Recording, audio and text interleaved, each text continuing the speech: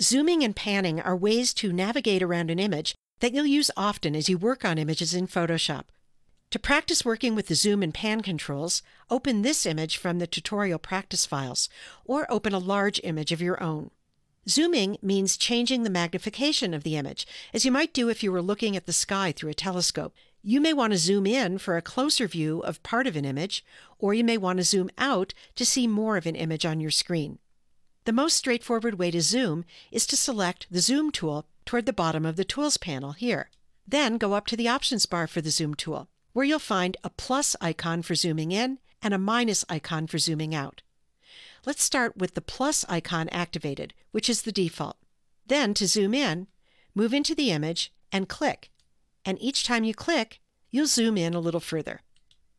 To zoom back out to see more of the image again, go back to the Options bar and this time select the minus icon, and then click several times in the image to zoom back out.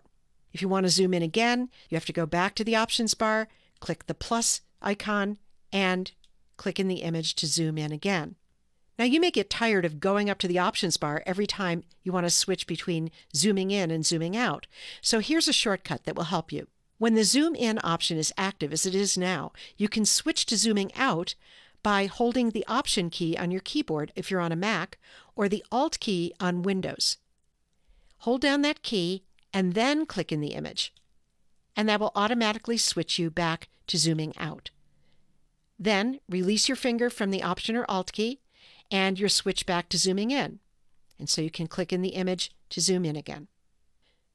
The Zoom tool has a couple of options in its Options bar that you can use to move quickly to zoom levels that you use often. The Fit Screen option here in the Options bar comes in handy when you're zoomed in like this and you want to get back to a view of the entire image. Just click the Fit Screen option, and the entire image fits itself into your document window. Another useful option is this 100% option. Clicking this zooms you into 100% view of the image, which is the best way to view an image when you're checking it for sharpness. Now, I'm working on a small screen, and this image is pretty large, so when I zoom into 100%, I can't see the whole image on my screen, although you may not experience the same thing if you're working on a large monitor. So if I want to see a different part of this image at this zoom level, I'm going to need to move the image around in my document window.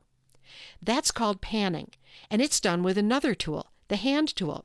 So I'm going to go back to the Tools panel, and I'm going to select the Hand tool there, which is just above the Zoom tool. Then I'll move into the image and notice that my cursor is now changed to a hand icon. I'll click, drag, and move the image in the document window to a place that I want to see, and then I'll release my mouse. When I'm done checking the sharpness here and I want to go back to view the entire image on screen, I'll go up to the Options bar for the Hand tool, and there I'll see the same Fit Screen option that we had for the Zoom tool.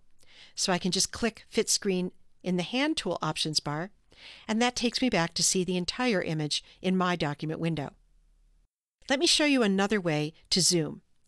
Instead of clicking, you can do continuous zoom by holding your mouse down on the image. I'll go back and get the Zoom tool in the Tools panel, and then I'm going to click and hold in the image. And the image zooms in continuously.